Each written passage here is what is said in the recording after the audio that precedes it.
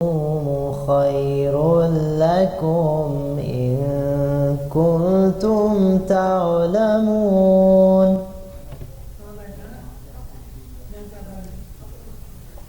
شهر رمضان الذي أنزل فيه القرآن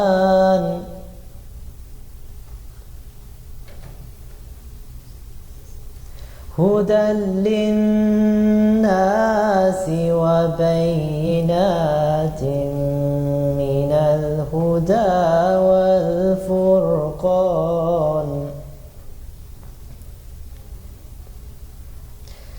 فمن شهد منكم الشهر فليصم ومن كان مريضا أو على سفر فعدة من أيام أخر يريد الله بكم اليسر ولا يريد بكم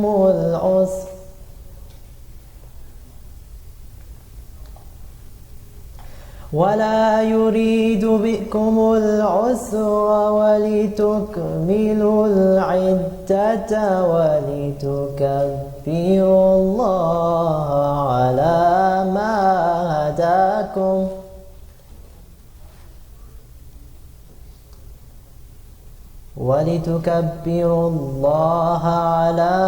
ما هداكم ولعلكم تشكرون.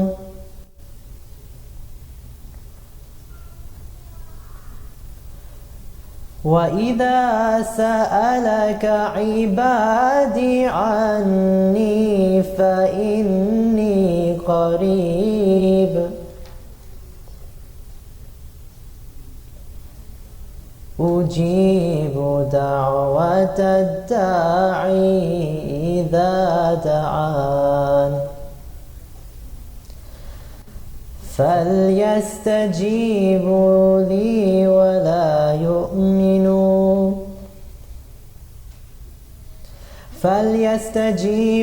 لي وليؤمنوا بي لعلهم يرشدون. صدق الله العلي العظيم. صلوات.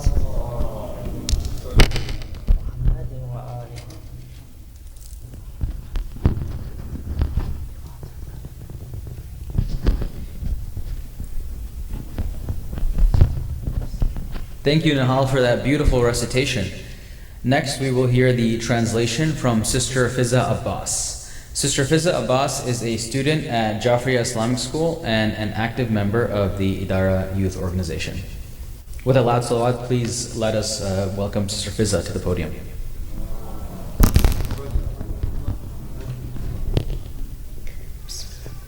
I seek refuge in God from the accursed Satan. In the name of God, the most beneficent, the most merciful. That for known days, but should any of you be sick or on a journey, let it be a similar number of other days. Those who find it straining shall be liable to atonement by feeding a needy person. Should anyone do good of his own accord, that is better for him, and to fast is better for you, should you know. The month of Ramadan is one in which the Quran was sent down as guidance to mankind, with manifest proofs of guidance and the criterion. So let those of you who witness it fast in it, and as for someone who is sick or on a journey, let it be a similar number of other days. Allah desires ease for you, and He does not desire hardship for you, and so that you may complete the number and magnify Allah for guiding you, and that you may give thanks. When my servants ask you about me, tell them that I am indeed nearmost. I answer the supplicant's call when he calls me. So let them respond to me, and let them have faith in me, so that they may fare rightly. You are permitted on the night of the fast to go into your wives. They are garment for you, and you are a garment for them. Allah knew that you would betray yourselves, so He pardoned you and excused you. Now consort with them and seek what Allah has ordained for you, and eat and drink until the white streak becomes manifest to you from the dark streak at the crack of dawn. Then complete the fast until nightfall, and do not consort with them while you dwell in confinement in the mosques. These are Allah's bounds, so do not approach them. Thus does Allah clarify His signs for mankind so that they may be God-weary. Holy true are the words of God. Salawat.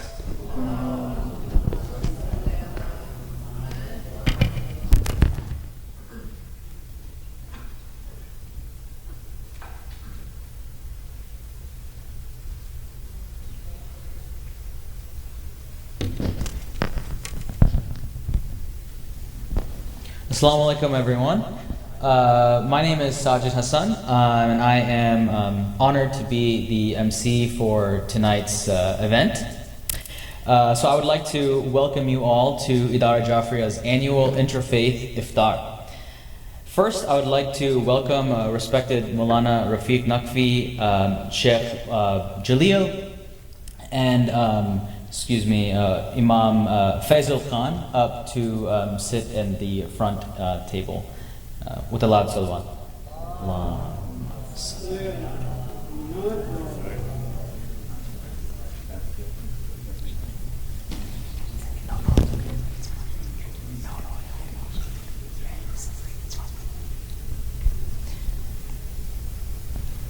As we begin, it is only fitting that we pause to honor the visionary who first dreamed up the idea of this interfaith iftar, Maulana Sayyid Rafiq Naqvi.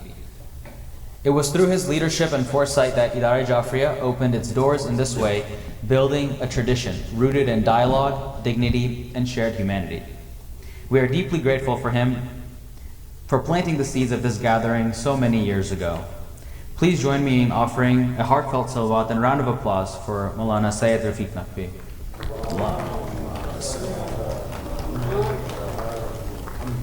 We are also deeply thankful to our current resident scholar, Sheikh Abdul Jalil Nawi, who has so beautifully carried forward this tradition with care and commitment. His presence continues to guide this community with wisdom, humility, and a deep sense of service. We thank him for being a torchbearer of this sacred work. Before we continue, I'd like to share a small note about something you'll hear often this evening, the word salawat. In Shia Muslim gatherings, this is a beautiful and frequent refrain invoking peace and blessings upon the Prophet Muhammad and his family. May God's peace be upon them all. It's a moment of spiritual pause and reverence, often recited together by the congregation. So with that, can we have a loud salawat?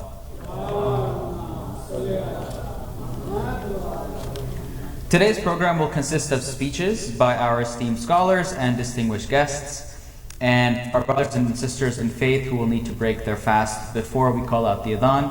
There will be bags ready for you to do so. Speeches will be followed by prayers and then the iftar dinner. Guests are very welcome to join us for prayers as participants or as audience. If you have any questions, please feel free to ask someone with a green volunteer lanyard. Before we get started, we would like to acknowledge the presence of some more distinguished guests in the audience. Chris Wilhelm, Chief of Staff for Montgomery County Council Member Kristen Mink, Kate Chance, Faith Community Liaison from the Montgomery County Government's Office of Community Partnerships. Kate has been a long-term supporter and advocate for the Idara Jafriya community alongside County Executive Mark Elrich, who couldn't be here today due to travels. We'd also like to acknowledge Reverend Brenda Gerton Mitchell, Montgomery County Government's Faith Community Liaison, Dr. Tasnuva Khan, founder of Faith Alliance for Community Equity and Sustainability, and co-founder of the Muslim Voices Coalition and member of Montgomery County's Racism, Equity, and Social Justice Advisory Committee, and lastly, Sasha Rumipur, who has served in senior leadership roles at USAID. So I would now like to begin the program with our first guest speaker, Mr. Will Jawando. So Mr. Will Jawando is an at-large Montgomery County Council member running for county executive. A civil rights lawyer and former Obama White House official, he was elected to the council in 2018 and became vice president of the Montgomery County Council in 2025. He was born in Silver Spring to a Nigerian Muslim father and a white Christian mother from Kansas. With that, let's welcome Mr. Jawando to the podium with a round of applause. Thank you.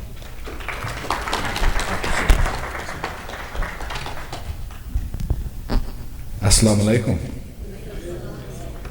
Good evening, everyone. Ramadan Mubarak. Thank you for, you think I'd be better with this. I'm used to these.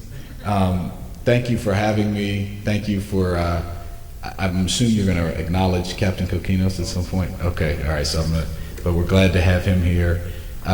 Reverend Brenda Girton Mitchell, who's on my staff. Just want to thank you all. This is, I don't know how many iftars I've been at this Ramadan, but it's been beautiful. We've been going all over the county. One of the best things about Montgomery County is that we have so much religious, ethnic diversity here. I live just down the road in Ashton, Sandy Springs, so this was probably one of the closest ones I got to come to. And I apologize, I will not be able to break fast with you. I have to go to another meeting, but Reverend Brenda Girton Mitchell will be with you tonight. I think it's important to do these because we know there's a lot of negative energy in the world right now. There's a lot of hate for different communities, but Montgomery County stands as a shining light of a place that is very accepting of all religious traditions. I have a very long name because of my background. My name is William Opeyemi Taufik Alabi Jawando. Taufik, you'll notice, is a Muslim name. My grandmother made the Hajj to Mecca in the 40s from Nigeria, and she always used to talk about it. She was very respected for having done that. My father immigrated here in 1970, and I've been in this group, born and raised in Silver Spring the whole time.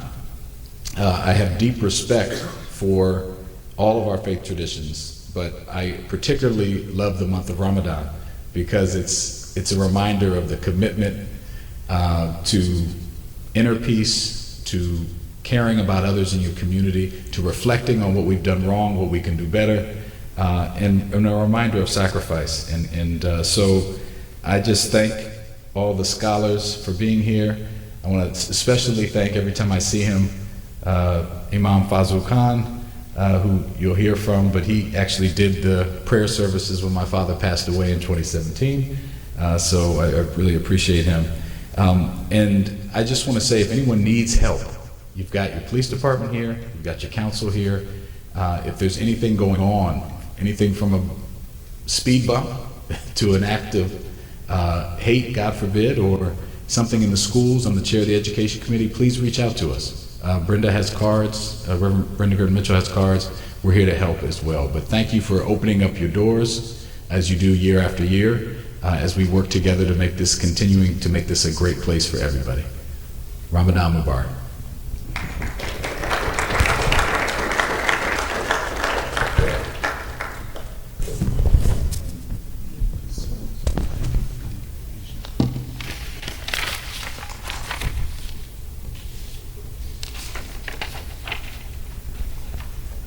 Is Mr. Fakir Muhammad Zahid Iqbal present in the audience? Yeah, okay, no problem, no problem. Well, thank you, Mr. Jawando, for your kind words.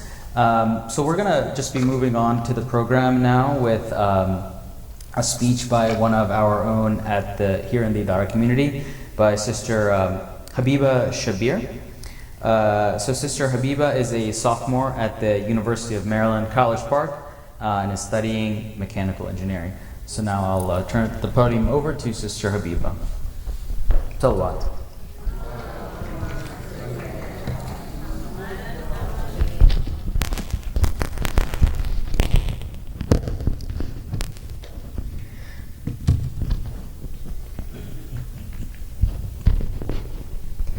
Assalamu alaikum, dear respected Sheikh Abdul Jalil, honorable guests, brothers and sisters.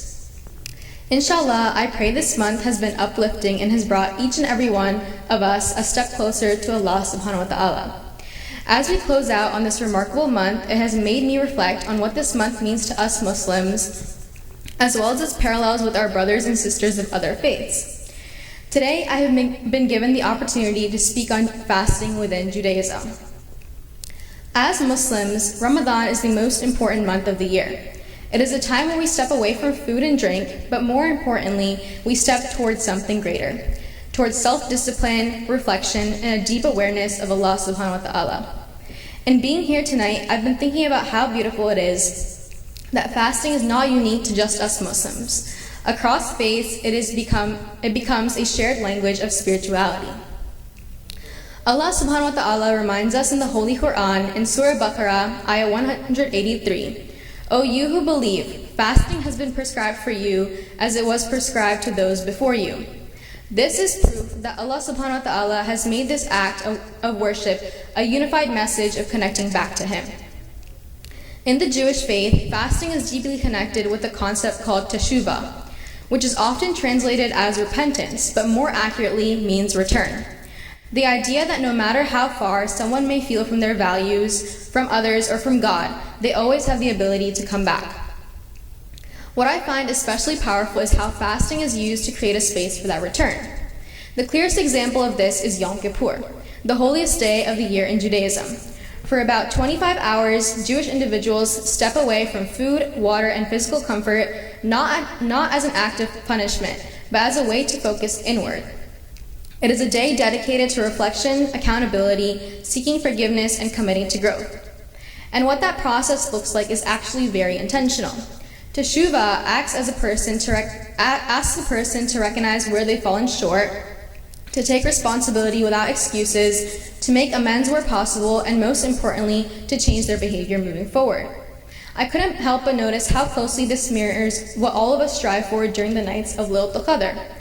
On Laylatul Qadr, we spend the night in deep prayer, reflection, and seeking forgiveness.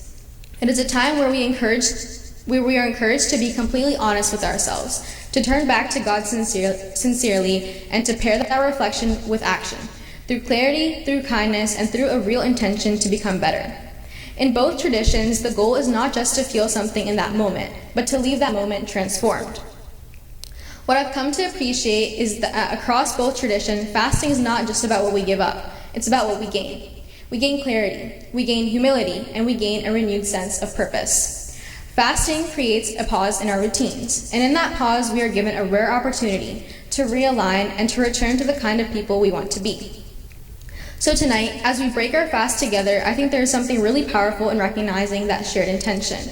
Across tradition, fasting becomes more than a ritual. It becomes a pathway to compassion, to growth, and a deeper connection with both God and one another.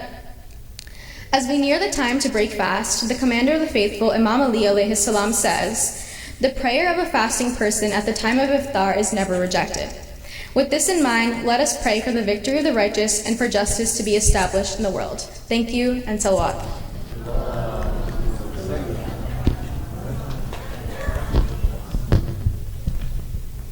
Thank you, Sister Habiba, for that very insightful speech.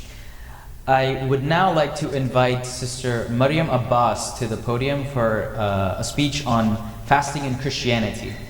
Maryam Abbas is a high school junior at Stone Ridge High School of the Sacred Heart, and she is part of the Caravan DMV chorus. Let's please welcome her with a loud salawat.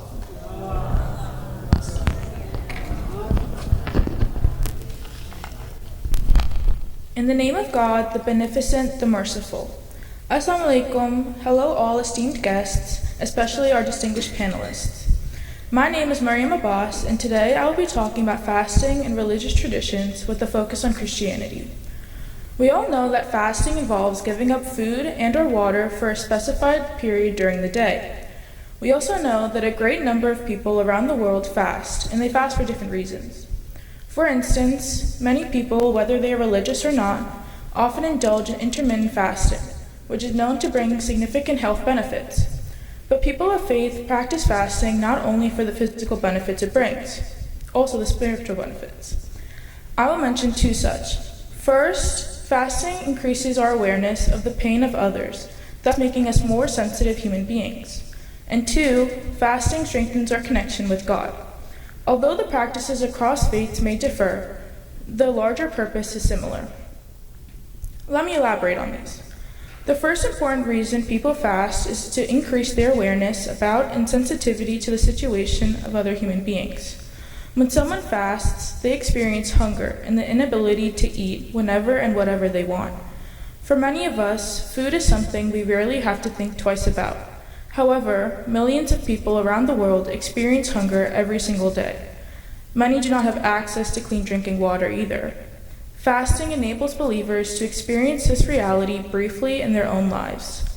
And by doing so, it strengthens our empathy for those without adequate food and water. This makes us more grateful to God for the blessings of food and water we have.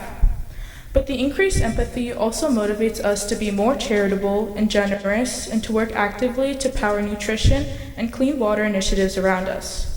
This is why Ramadan in Islam and Lent in Christianity are peak periods of charitable giving during the year. Believers donate money to charity but also volunteer in person to help those in need and support their communities. Thus, the act of fasting not only changes us individually, it becomes means to improve societal well-being and prosperity. In addition to awareness, fasting is a way of purifying the soul and its material desires, which in Islam we capture with the word nafs. By fasting, believers learn to control their wants and increase their self-discipline. The resulting liberation from the world and its temptations help to strengthen our spirituality and focus more deeply on a relationship with God. This spiritual focus can be seen in everyday religious practices, such as the saying of grace before meals by our Christian friends and the prayer recited by Muslims at the time of breaking their fast. These small acts are a reminder that our every blessings, our life, our intellect, our faculties, our sustenance, is ultimately from God. Fasting strengthens this awareness by encouraging believers to reflect on our dependence on Him. Similarly, detachment from material things enables us to experience joy of a different kind, that which accompanies proximity to God. Indeed, when we give up certain foods or habits, we are reminded that happiness does not come only from material wealth.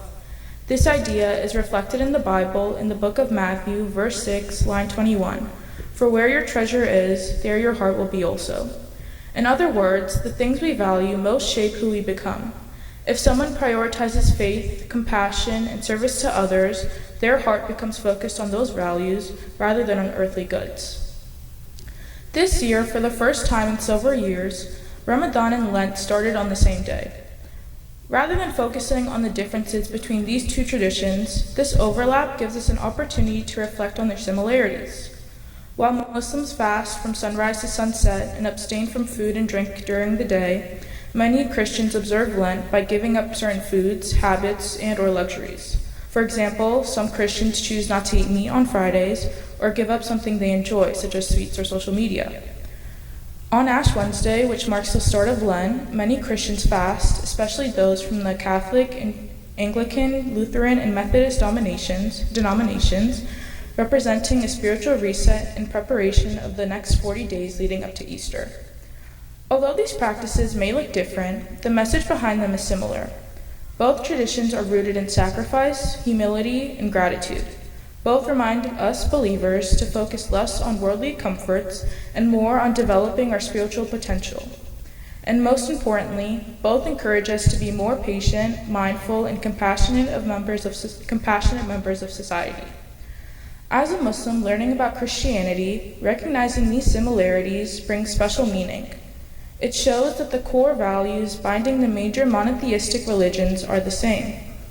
These values are emphasized by our shared tradition of fasting, which teaches us to be grateful and to help those who are less fortunate and to strengthen our connection with God. It is not just about hunger or giving up things, but instead gaining reflection, empathy, and spiritual elevation. Whether practiced during Ramadan or Lent, the purpose is to remind us of what truly matters in life and to guide us toward becoming better, more God-conscious human beings. May God accept our fasts and make us His agents of positive change in society. so we can all do our part to alleviate the pain of those suffering from drought, hunger, displacement, and violence in the world. Amen and Amen. Salawat.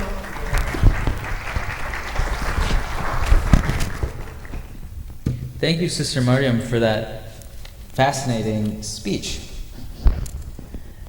Before we continue, I'd actually like to thank Commander Jason Coquinos from the Montgomery County Police, 3rd District. Thank you for your service to this community, and we're honored that he's accepted our invitation and has joined us. So now, round of applause, please, for Commander. So now we're going to hear from one of our respected guest speakers, Imam Muhammad Zahid Iqbal, who's a member of the Sarwari Qadri Sufi order, who regularly delivers the Friday khutbah at Al Munir Masjid in Maryland. Originally from Pakistan, he holds a master's degree in chemistry and previously worked as a chemistry teacher. He founded a nonprofit spiritual initiative called Noor, the Light, through which he has hosted monthly prayer gatherings for the past 8 years. He has also published his Sheikh's book Irfan, available through Amazon, Balboa Press, and Kindle, and he is currently working toward establishing an international Sufi center in Maryland to promote spiritual learning and community education.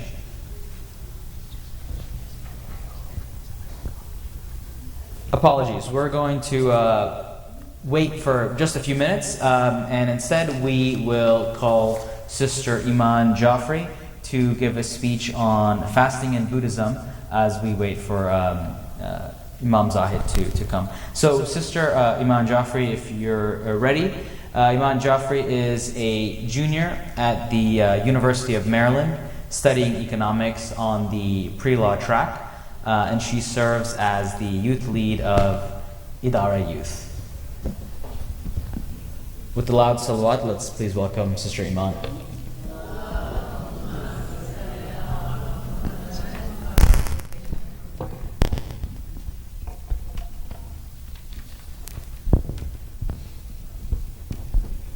Assalamu alaikum, respected Sheikh, guests, and community. Thank you all for being here. Tonight I will share a speech on fasting, not just in Islam, but also in the Buddhist tradition. It's that time of the year again, when our hearts are longing for the softness only Ramadan brings, for the quiet nights filled with wishes, for the stillness between prayer and tears, for the peace that settles deep in our chest like it was always meant to be there. It's a time when we count the days, not just for a month on the calendar, but for a return to ourselves, to sincerity, to God. And when Ramadan finally arrives, it doesn't just come, it gently gathers the broken pieces of our souls and heals us in ways nothing else ever could. Fasting isn't just about food or drink. It's about discipline, reflection, and becoming more aware of our actions. It's about empathy, gratitude, learning to strengthen our hearts, and what's beautiful about interfaith gatherings like this is that we see other traditions also emphasizing mindfulness, reflection, and the care of our inner lives. In Buddhism, fasting is understood a little differently, but the spiritual purpose behind it shares many similarities. Buddhism often emphasizes moderation and awareness when it comes to eating. In many Buddhist monastic traditions, monks follow a practice where they eat their meals early in the day, usually finishing before noon. But the intention in Buddhism is very meaningful. Limiting food helps reduce attachment to physical desires and allows practitioners to focus more on meditation, mindfulness, and spiritual development. In many ways, both traditions are teaching us the same lesson, that learning to control our physical wants can strengthen our inner discipline and awareness. Another thing I appreciate about Buddhist teachings is the emphasis on mindfulness.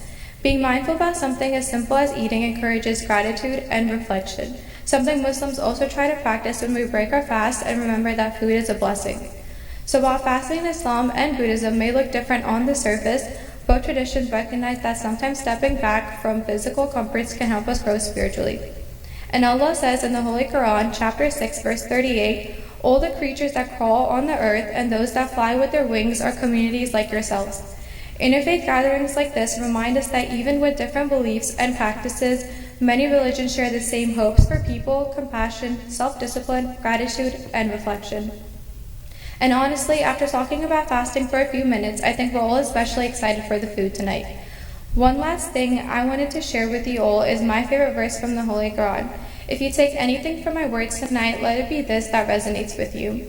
In chapter 10, verse 12, Allah says, "When trouble befalls man, he cries out to us, whether lying on his side, sitting, or standing. But as soon as we relieve him of his trouble, he goes on his way as if he never cried out to us to remove his trouble."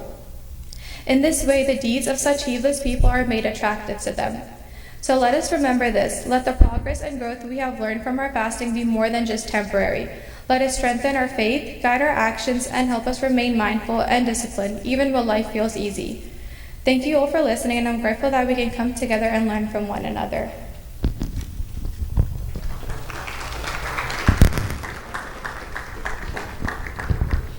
Thank you for that, Sister Iman.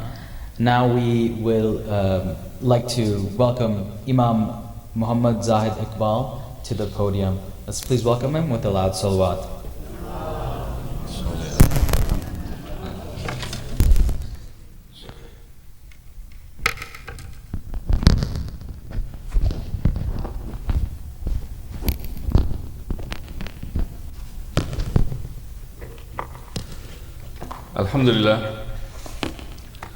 Alhamdulillah Rabbil Alameen wal aqibatu lil muttaqeen was salatu was salamu ala sayyidil anbiya wal mursaleen. A'udhu billahi minash shaitanir rajeem. Bismillahir rahmanir rahim. Ya ayyuhallazina amanu kutiba alaykumus siyamu kama kutiba alal ladzina min qablikum la'allakum tattaqun. A'udhu billahi minash shaitanir rajeem. Bismillahir rahmanir rahim. Wa amma man khafa maqama rabbih wa nahaa an-nafsa 'anil hawa فَإِنَّ الْجَنَّةَ هِيَ الْمَأْوَى. And he who feared to stand before his Lord and restrained his nafs, soul, from the base desires, shall have paradise as his abode. Sadaqa Mawlana Sadaq Rasulil Kareem.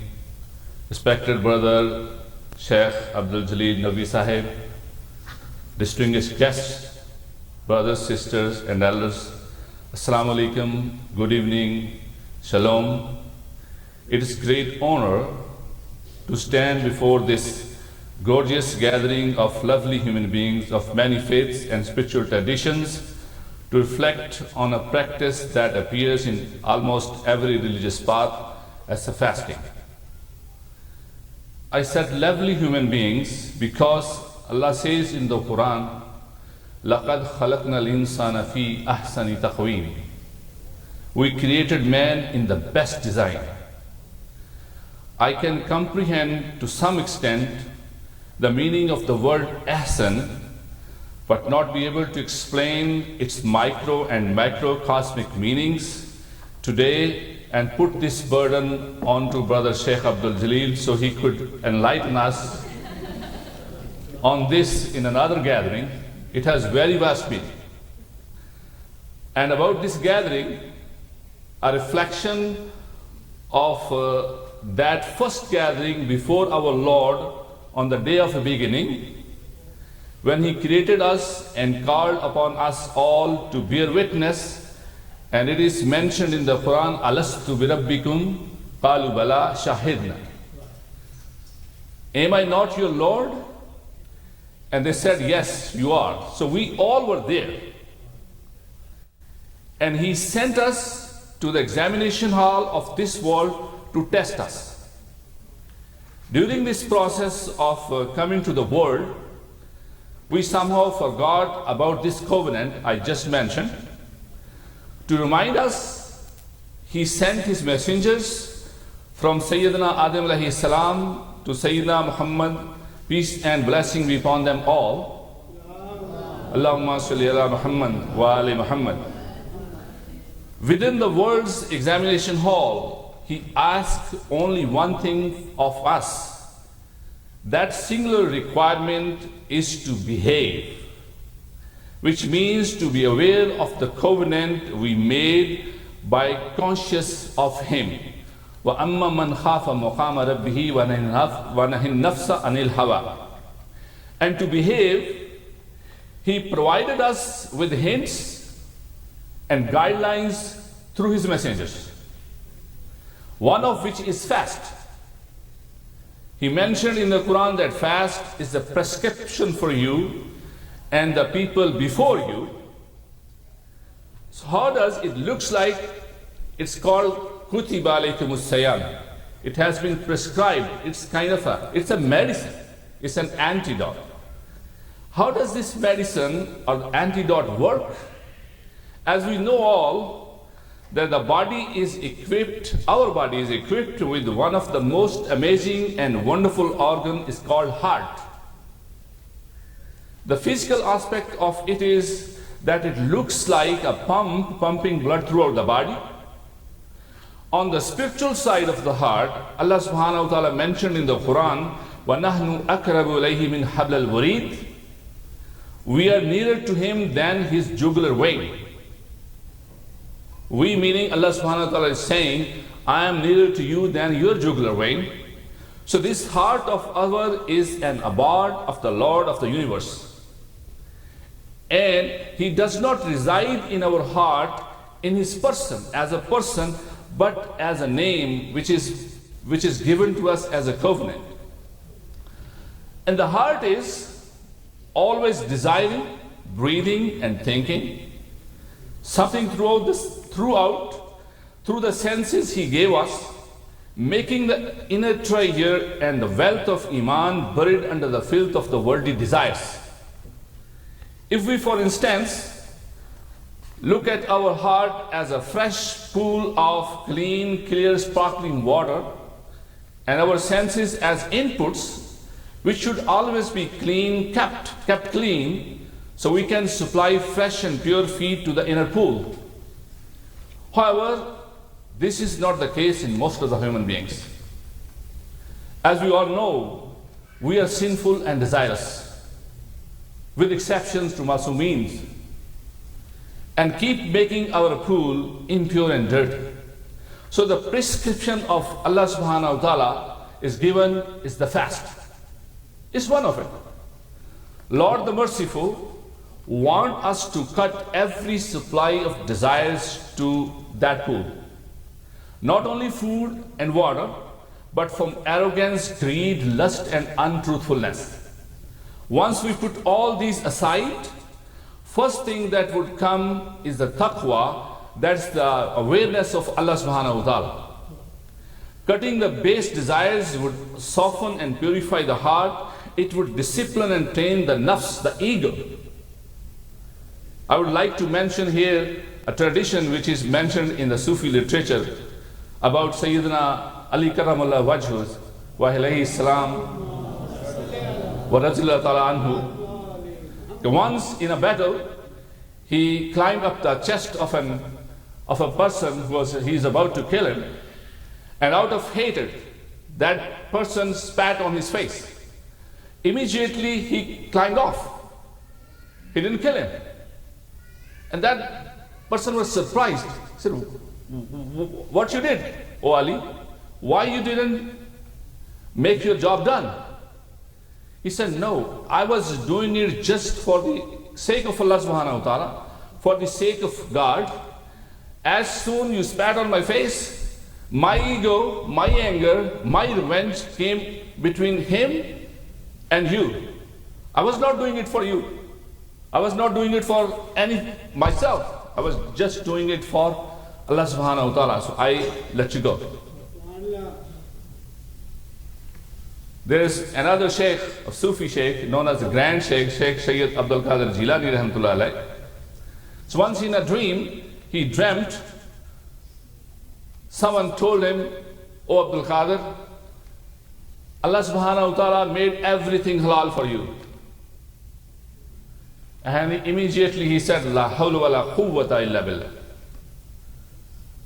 So it was Shaitan who came to tell him something, but he has a control on his nafs, on his ego.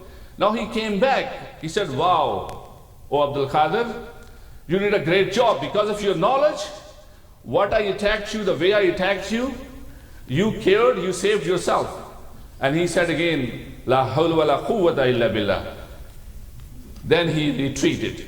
He said, now you are successful, because the second attack was even worse. Like he's saying, because of your knowledge, O Abdul Qadir. He said, it wasn't my knowledge. It's all is the power from Allah subhanahu wa ta'ala. The fast would increase us in gratitude for the provisions of Allah subhanahu wa ta'ala in the form of thousands of cuisine, drinks and desserts we're going to enjoy very soon, inshallah. It would increase our compassion for the poor and destitute. Just how the body benefits from fasting physically, the soul would also benefit by reducing physical desires and allowing it to experience tranquility and humility before the Creator. From the Sufi perspective, fasting is not only leaving food, but the tongue, the thoughts, meaning avoiding anything that takes you away from the Creator. The real fast is when body abstain from food and heart abstain from everything except Allah subhanahu wa ta'ala. May Allah subhanahu wa ta'ala grant us the power to overcome the tricks of illusions of our ego by fasting, and make us among those who refrain from standing before the Creator, burdened by their own selfish desires. May Allah subhanahu wa ta'ala put us among those who pleased with Him and they pleased with Him. As He mentioned in the Quran, Raziyallahu anhum wa razuwan, dhalika liman khashiya rabbah. God is pleased with them and they are pleased with Him. That is whoever fears his Lord. Like I said in the beginning, وَأَمَّا مَنْ خَافَ مَقَامَ رَبِّهِ وَنَهَى النَّفْسَ عَنِ الْهَوَىٰ. Ameen. Ya Rabbil Alameen. Thank you so very much.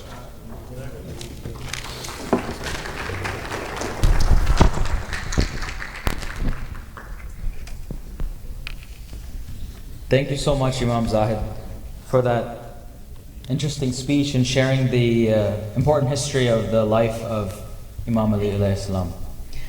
Now in our program this evening, we will be hearing a performance by the Caravan DMV Chorus, which needs no introduction. Let us welcome them now with a loud salawat.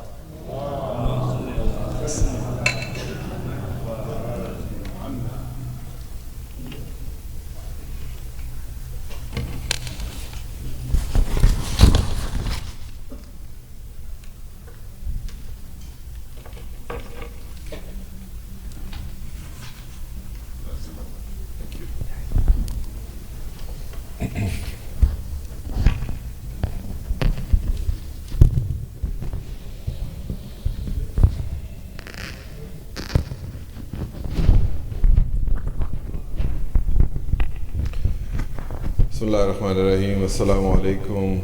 Good afternoon, everyone.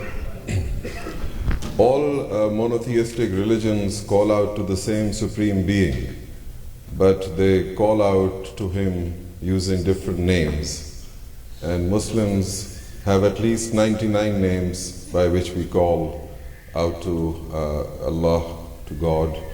And in this Ramadan poem, we will present 6 of those names. And the reason for selecting these 6 names is that they all end with the sound Eem. So Rahim, Kareem, Alim, Hakim, Halim and Azim. Inshallah we will recite this before you. My colleagues are here. Sallu ala Muhammad wa ala Muhammad.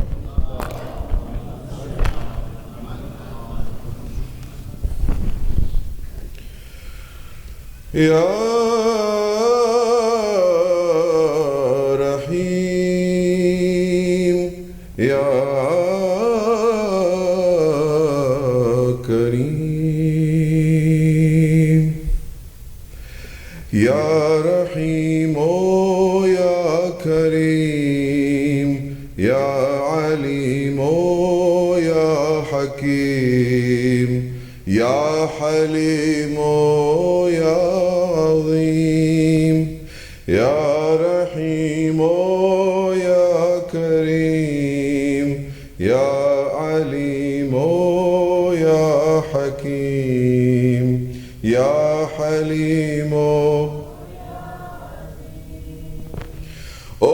the one who is unique. 'Tis your nearness that we seek every day of every week.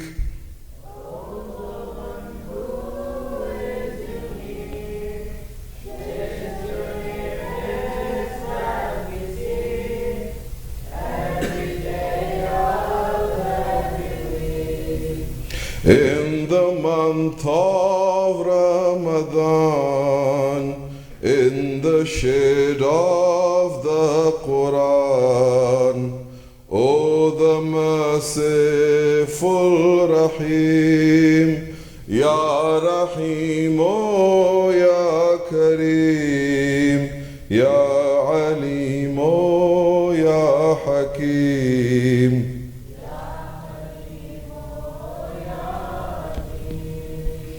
As we give the poor their due, through our actions we renew our promise unto you.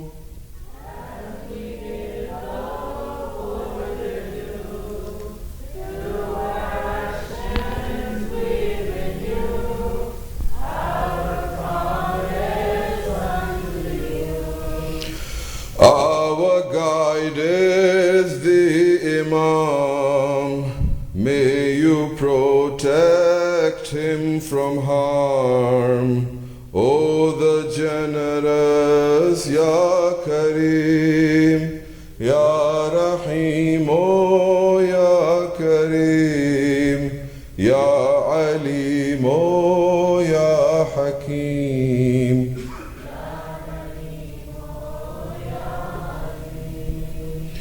What we keep and what we throw, when we stop and where we go, who is friend and who is foe? What we keep and what we throw, when we stop and where we go, who is friend and who is foe? We surrender unto thee what we hear and what we see. O the all-knowing Alim, Ya Rahim, O Ya Kareem. Everyone, Ya Alim, O Ya Hakeem.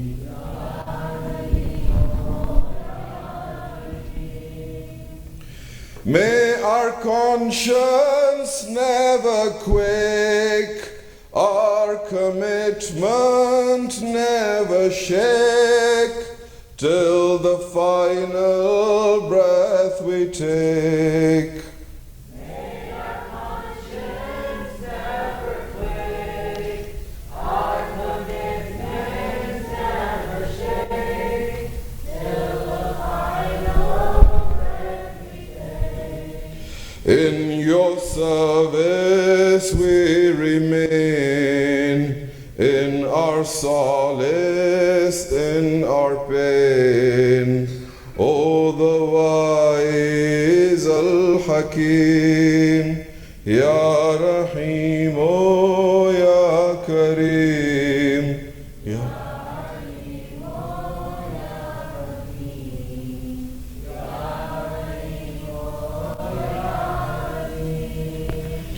our Sawm, our Salat, our Hajj, our Zakat, our Maut, our Hayat. Our Sawm, our Salat, our Hajj, our Zakat, our Maut, our Hayat. May you nurture our faith through the holy Ahl Bayt, O the forbearing Halim, Ya Rahim, O Ya Kareem.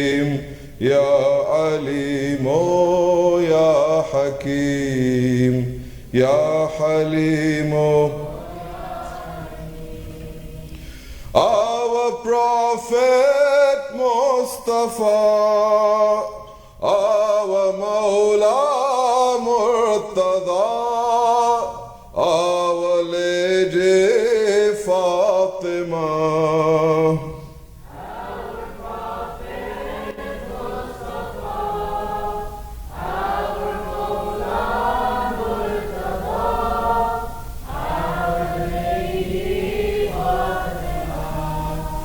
To their holy progeny, tie love and loyalty. O the Supreme, Ya Azim, Ya Rahim, O Ya Kareem, Ya Alim, O Ya Hakeem.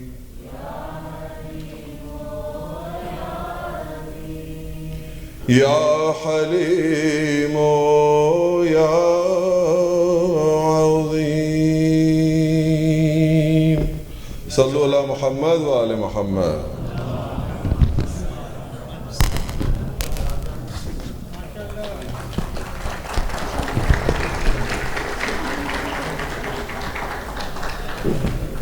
Thank you so much to the Caravan DMV Chorus for that beautiful performance. There's something so universal in those lyrics for all of us that we can resonate with. Now I'd like to just pause and acknowledge the presence of a few of our esteemed guests who have joined us. So joining us from the Jewish faith, we have Caleb Chudakov and Naomi Nim. We're so grateful for them to be joining us this evening. And we also, a round of applause, please. And we'd also like to acknowledge the presence of Imam Faisal Khan, who serves as the Imam of the Islamic Society of the Washington area, based in Silver Spring. So thank you so much as well for being here. Our next speaker for the program this evening is Brother Isa Rizvi. Isa Rizvi is a senior at the University of Maryland, Baltimore County, studying computer science. He serves as the co-lead of the Idara Youth Group. So with a loud salawat, let's please welcome Brother Isa to the podium.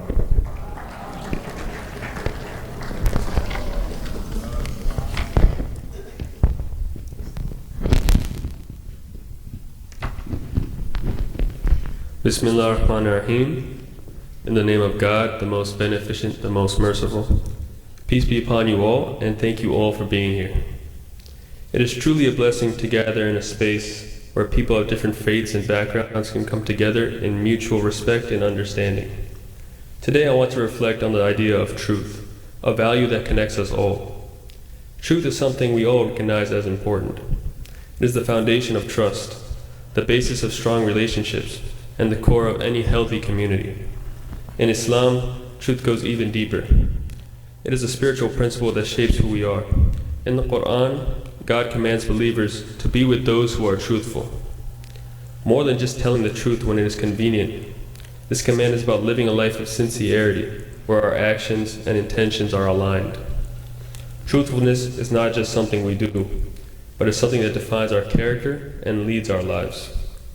This idea is beautifully captured in a saying from Imam Ali, peace be upon him, who said, "Belief means that you should prefer truth even when it harms you, rather than falsehood, even when it benefits you. That your words should not be more than your actions, and that you should fear Allah when speaking about others." From the Imam we learn that truth is not just morally right, it is transformative in how it builds character, allowing for the continued growth and evolution of our moral compass. It leads us towards what is good, and ultimately towards success in both this life and the next. When we look at the lives of the Prophet Muhammad and his family, peace be upon them all, Allahumma salli ala Muhammad, we see that truth is something that must be upheld, even when it is difficult. And now, during the month of Ramadan, this value becomes even more salient.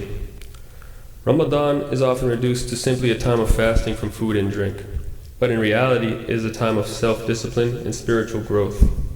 We are asked to be more mindful, not just of what we consume, but of what we say and how we act. Fasting teaches us control over our impulses, including our speech.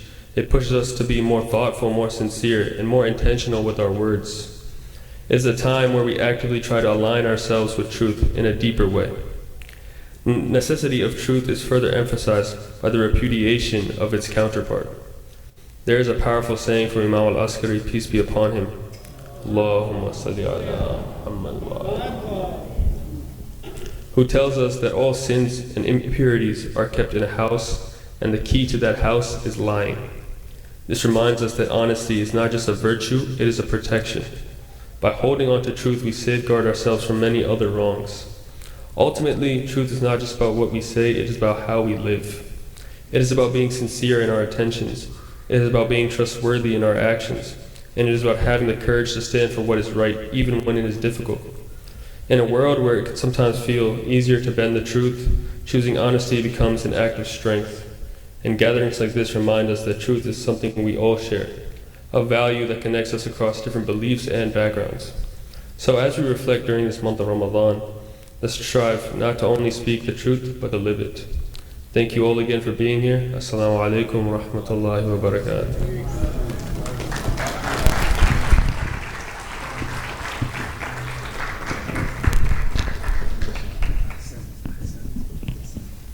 Thank you, Brother Isa, for those reflections. There's a lot of truth in that. So, amazing.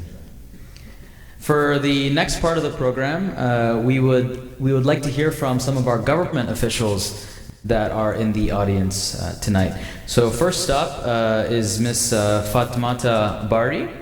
Ms. Fatmata Bari is running for Montgomery County Council at large. She is an immigration and education attorney, small business owner, and community activist. She immigrated from Sierra Leone, West Africa, and she has served in Montgomery County government and civic leadership, including working for council member Will Jawando and leading the Police Accountability Board. Please join me in welcoming Ms. Bari with a round of applause.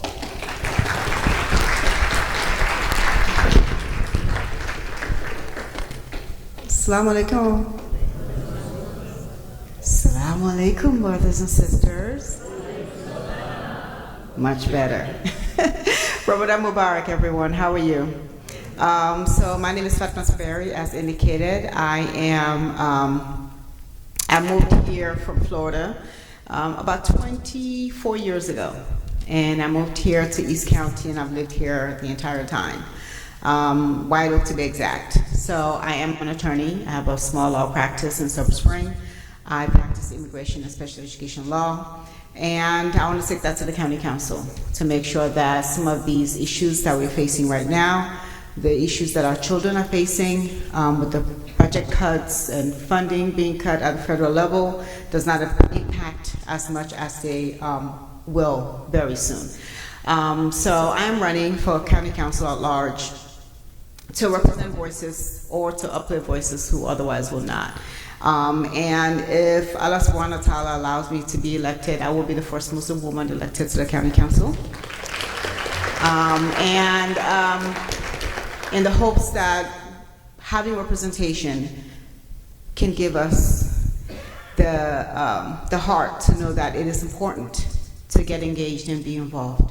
Our faith guides us, but we also know that as we live and work in spaces that are not necessarily within our faith, we also have to, and I've seen it here, and I love everything you've done here today, the inclusion and the reference to other cultures and faiths, and that's what we are, right? We're living in it, and as Muslims, we know within the faith we have different cultures, and I just want to make sure that representing us becomes something that is paramount.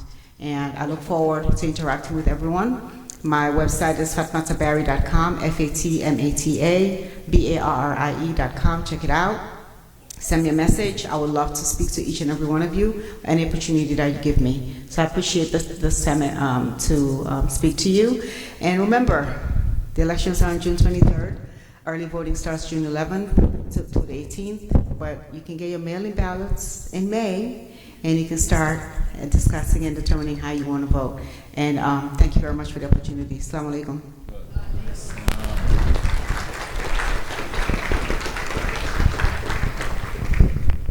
Thank you so much for those unifying words. Now we would like to hear from Ms. Kristen Mink. Since December 2022, Council Member Kristen Mink has proudly represented District 5 on the Montgomery County Council. A first-generation Chinese American born and raised in Montgomery County, Kristen attended Montgomery Blair High School and now is a proud MCPS parent. Prior to serving on the Montgomery County Council, Kristen worked as a teacher in Montgomery County Public Schools and most recently as the senior legislative organizer at the Center for Popular Democracy, a nationwide nonprofit fighting for justice at the local, state, and federal levels. Let's welcome Ms. Kristen Mink with a round of applause.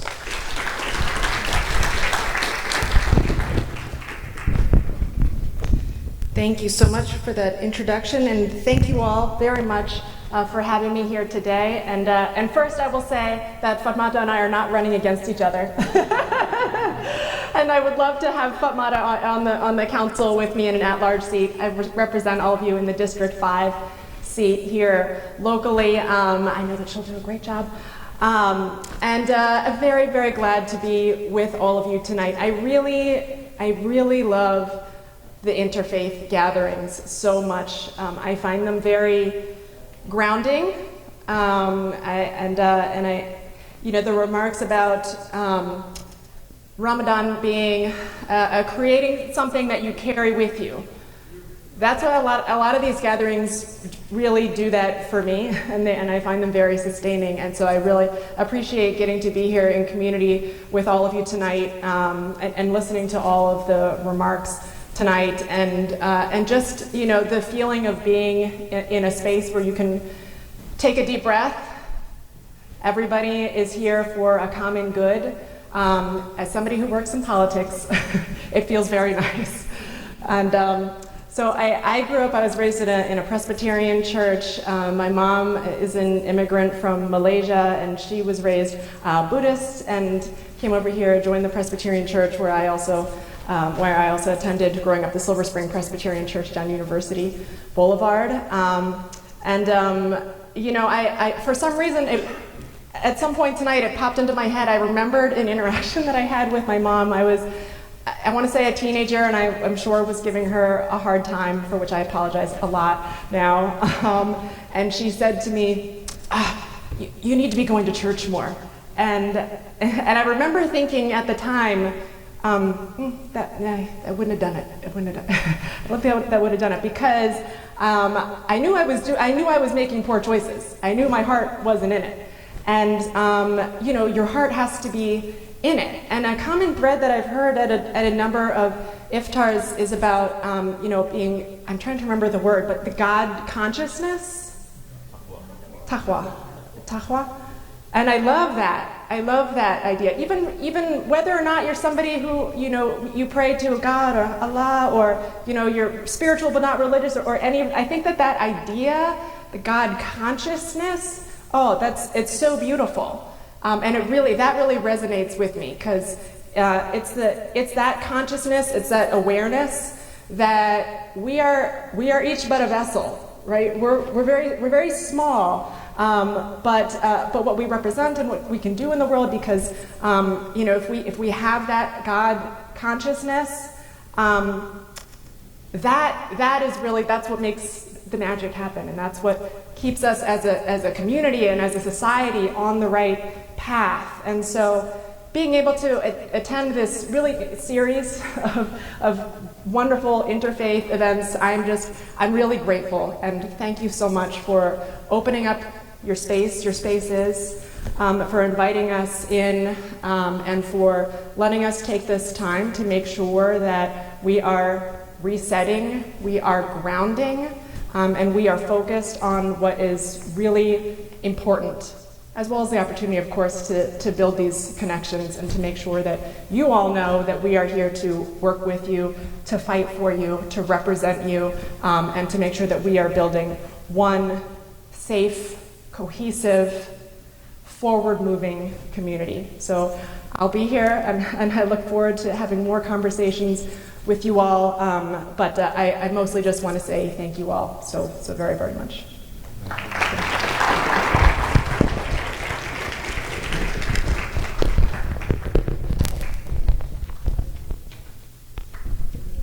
Thank you so much for those kind words, Councilmember Mink. It's especially meaningful to hear you speak about taqwa and really bring together this whole community across faiths. We'd now like to invite to the podium Ms. Alicia Contreras Donello.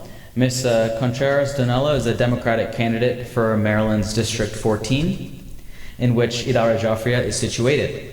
For nearly 20 years, she served our country as a U.S. diplomat and Foreign Service officer with the United States Agency for International Development, USAID, working in El Salvador, Tanzania, Afghanistan, Pakistan, Libya, and Washington, D.C., helping communities strengthen their institutions, expand opportunity, and create pathways to a brighter future. If elected, she will be the first Latina to represent the Maryland district that Idara is located. Let's welcome her with a round of applause. So I wrote my speech just to make sure I was on time. Assalamu alaikum. Esteemed holy leaders and advisors and distinguished guests, thank you so much for welcoming me here today to this much needed interfaith service. Ramadan Mubarak and Eid Mubarak in advance. My name again is Alicia Contreras Donello, and I'm running to be your delegate for District 14. District 14 is a very large district that spans the top of Silver Spring, Burtonsville, Ashton, Colesville, Sandy Spring, Olney, Laytonsville, and parts of Damascus and Clarksburg. I am a wife, I am a mother, and I'm a public servant. I have 2 children, a 3-year-old and a 6-year-old. My oldest goes to Stonegate Elementary School, which is not too far from here.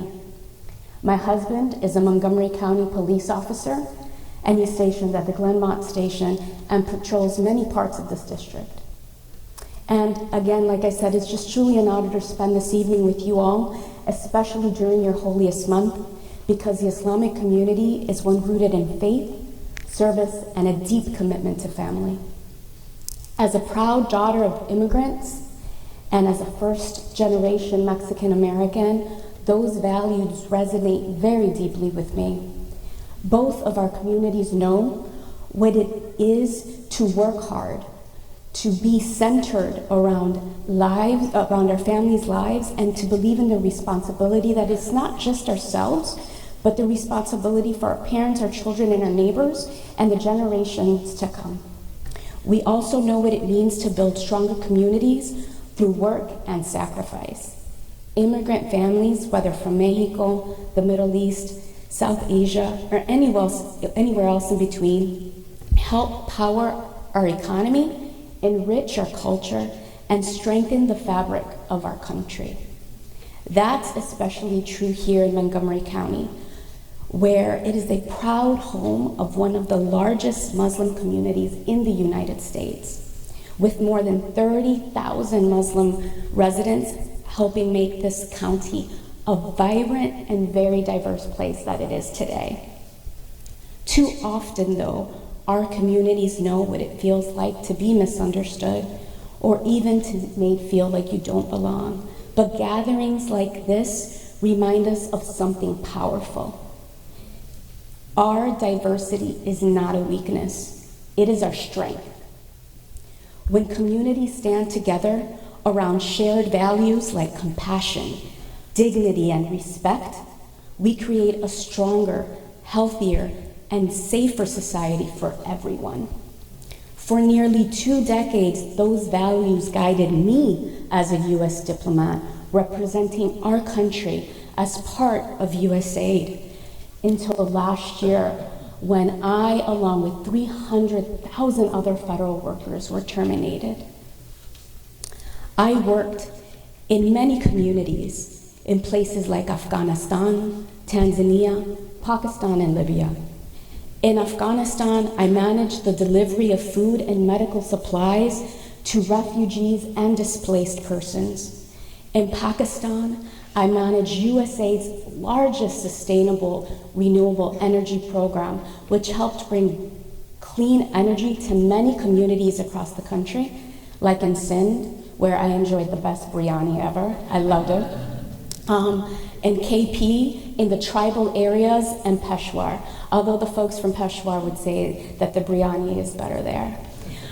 I was blessed to have been welcomed to many Muslim communities just like this one throughout my life and my career, and where most recently, these same communities helped raise my own children. Living in these communities, I quickly realized how we share many of the same values, which I hope to bring with me to Annapolis, to fight for working families, to expand accessible and affordable childcare, and to bring a strong, diverse workforce so Montgomery County can continue to thrive.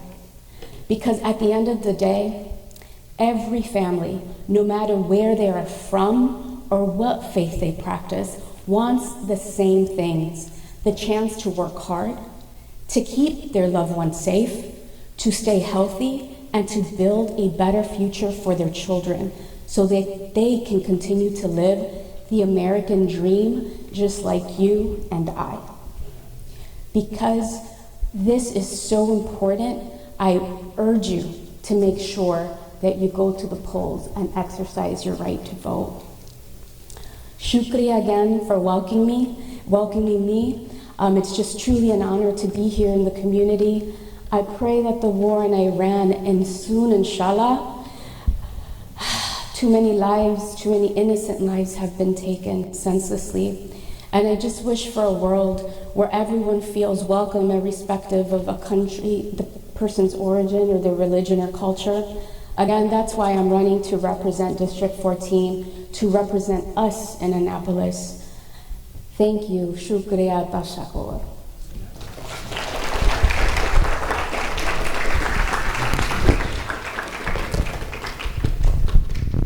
Thank you so much for those inspiring words, and thank you for your service to this country. As we now move towards the end of the program for the evening, I would like to invite all of Idara Jafriya's board members to join in front of the podium for a brief moment of silence that we will be taking now in remembrance of the innocent children whose lives have been lost in recent conflicts and those who are suffering both here in the US and across the globe. So we'll just be now beginning a brief moment of silence.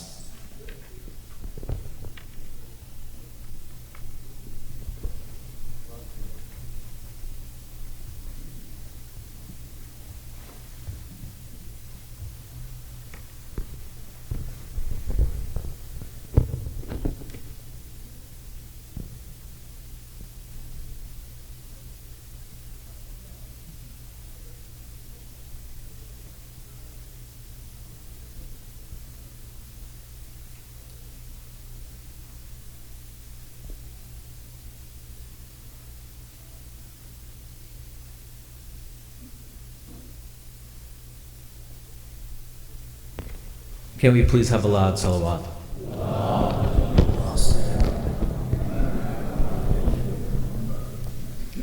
So as I mentioned, we are approaching the end of the program this evening. So for those of our brothers and sisters in faith that would like to break their fast early, please feel free to do so. I'd like to introduce Idara Jafriya's respected resident scholar, Sheikh Abdul Jalil Nawi, to say a few words. Sheikh Abdul Jalil Nawi was born and raised in Accra, Ghana. He began his Islamic studies at the Al-Hidayah Islamic School, and after graduating, he taught at the school for many years. He started his Hawza studies at the Ahl Bayt Institute in Accra, and upon graduation became a teacher there. And while teaching there, he also served as one of the imams and speakers at the Shia Central Mosque in Accra. After years of service in Ghana, he continued his Islamic studies and moved to the Washington, D.C. area.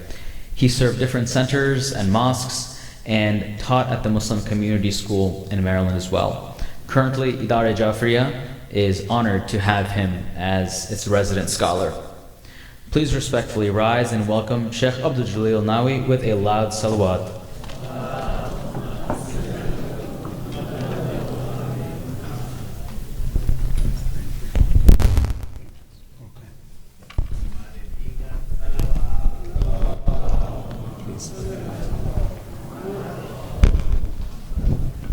بسم الله الرحمن الرحيم الحمد لله رب العالمين ثم الصلاة والسلام على محمد وآل محمد اللهم صل على محمد وآل محمد.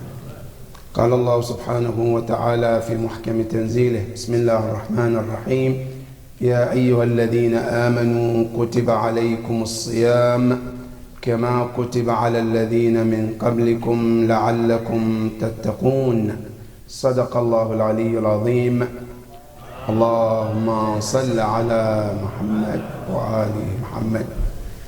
Distinguished scholar, Samahat Ujjat al-Islam, Sayyid Rafiq Naqawi, Imam Faisal Khan. It's really an honor to have Imam. We've been trying to have Imam for our center for the longest time I can think. And today, when I see the weather was so beautiful, kind of wonder what is the reason until I walk in and I saw Imam Faisal Khan. Then I realized that's the reason that the weather was so beautiful. Really appreciate your presence, and also would like to thank Imam Zaid, who also has been a very good friend and very great Imam, who has been very helpful, been here many times to do programs with us. His presence is nothing but beautiful and great, and we're grateful that he's here tonight. Thank you for coming, and thank you for being here. And I would like also to thank all the representatives who are here to join us in this great occasion, and also, more importantly, our great officer who is sitting here and making us feel safer. Thank you for being here, and thank you for joining us in this great occasion. Really honored to see all of you in Idara Jafriya on this day and this occasion. I only have very few minutes because I really wanted to hear Maulana Faisal Khan as well. However, these 5 minutes that I have, I wanted just to talk about what is Ramadan means to us as a Muslim. When we say Ramadan, that we hear, what does it mean? The word Ramadan is an Arabic word, consists of 5 letters. One is called Ra, then Mim, then Dad, then Alif, then Noon. 5 letters. But what's unique about this word is not just a word, it's letters with the meaning put together to be called Ramadan.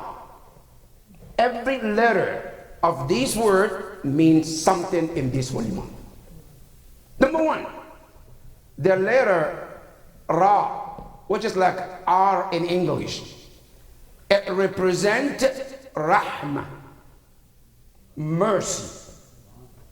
We believe this month is the month of mercy. Every month is a month of mercy of God. But this month is the most month that Allah shared His mercy more than any other month. That's why it's called Rahmah. And we have a khutbah where the Prophet sallallahu alaihi wasallam, when this holy month was approaching, the Prophet gave a long khutbah. And he says, Ayyuhan nas, قد أقبل إليكم شهر الله شهر المغفرة والرحمة. The month of Allah has approached. Which month? It says the month of forgiveness and mercy.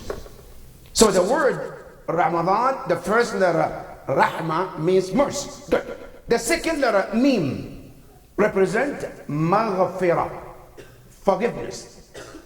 We believe in this month as the month that God forgives more than any other month. Especially one night in this holy month called Laylat al-Qadr. In that night, we believe God forgives most than He forgives in the entire year. In combined, in every month in the year, in combined, God forgives in one night in this month called Laylat al-Qadr more than the forgiveness that He does in the whole year across. That is the meaning. Good.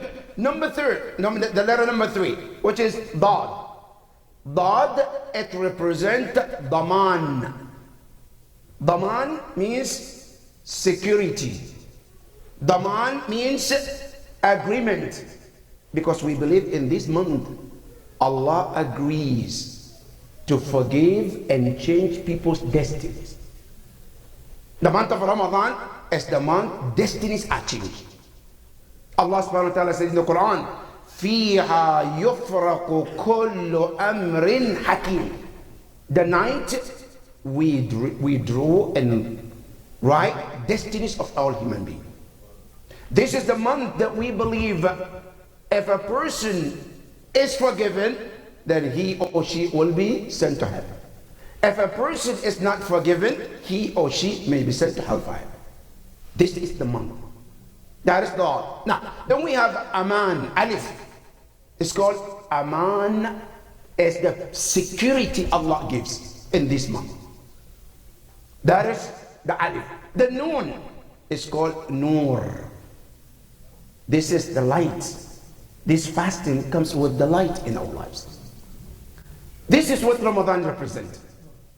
As we fast in this holy month and we taste hunger and thirst, there is so much that we learn from this holy month of Ramadan. One, it teaches us equality.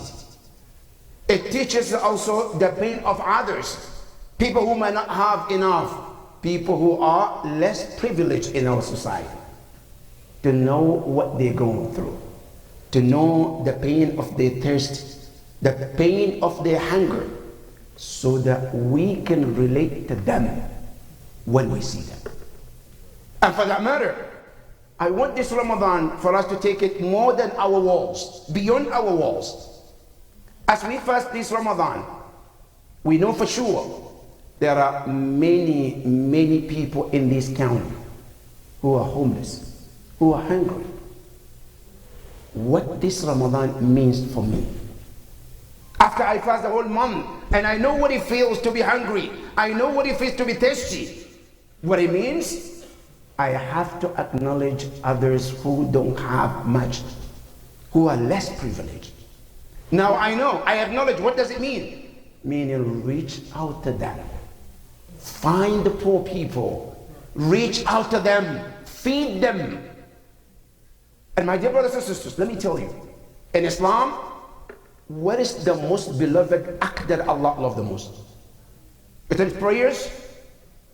Do you think going to Hajj? No.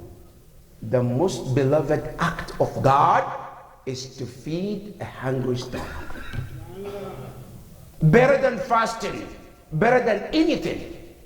Ibrahim alayhi salam, Prophet Abraham, in the Quran, God called him a friend. God said, I want you to be my friend.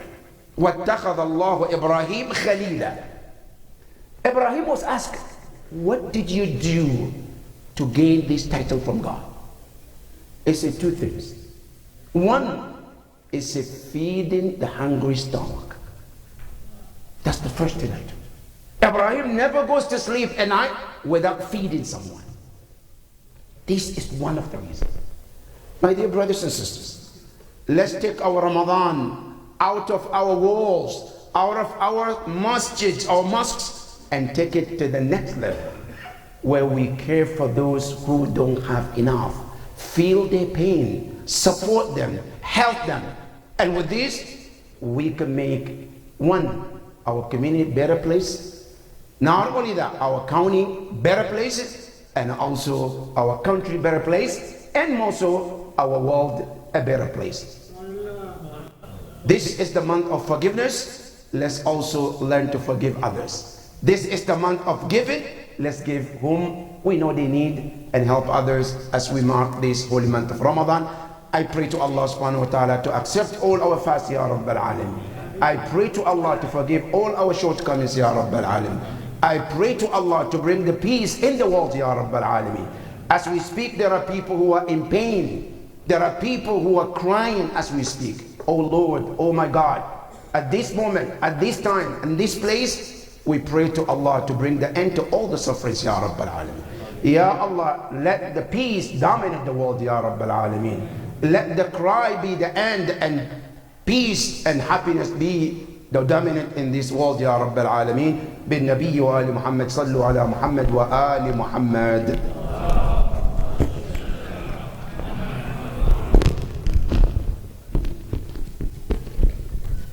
Thank you, Sheikh Jalil, for your wise words and for bringing us home.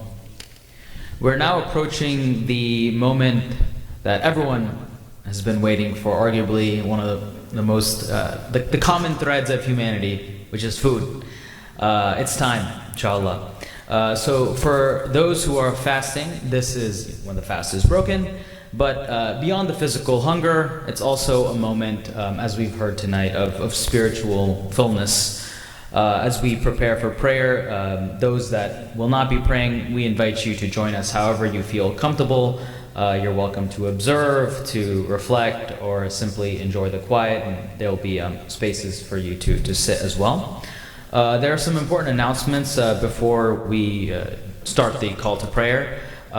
During the call to prayer, we just kindly request everyone to rise and for the women to move into the women's hall. The volunteers will come and fold chairs in preparation for the prayers, and there will be chairs for guests as well. So on behalf of Idara Jafriya, I would like to extend a special thank you to each of our speakers and all of our guests for joining us tonight.